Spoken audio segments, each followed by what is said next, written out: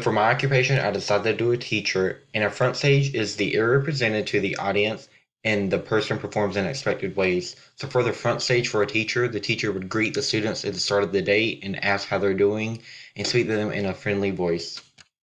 A backstage is an area out of the audience sight. It's where the individuals do inappropriate or unexpected behaviors that they would not do in the front stage setting. And a backstage for a teacher would be doing its lesson planning for the week.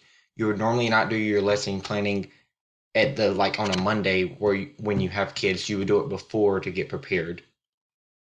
An actor is a specialized individual that are organized together, and an actor for a teacher would be all the other teachers and the teacher for the high school. An audience is all the individuals that the actor interacts with, and the audience for a teacher would be all the students that he has in their classroom and all the other faculty members of the school. Impression management is when you control your emotions so that the audience catches on with you. And for this example, it would be a teacher teaching a math problem, which is 2 plus 2, which is we all know is 4, but the student says 1, and the teacher doesn't think negative thoughts about the students, but thinks positive thoughts and says you're really close and trying to get all the other students to come together to help the student get the right answer.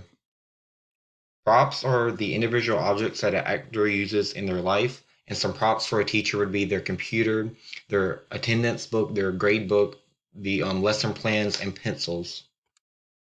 Scripts are a series of behaviors, actions, or consequences that are expected in a particular situation. And for this example of a teacher, I drew a student cheating on a quiz. And an expected behavior, if you cheat on a quiz, is the teacher will give you a 0 for that assignment.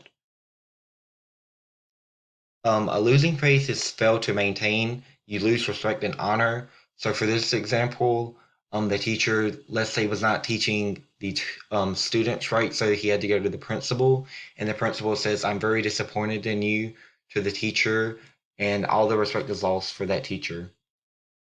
Saving face is when you keep others from losing respect for you to avoid embarrassment. So for the teacher, he doesn't have a car and he was late to work, but instead of being embarrassed because he doesn't have a car, he's just gonna lie and say there was a wreck.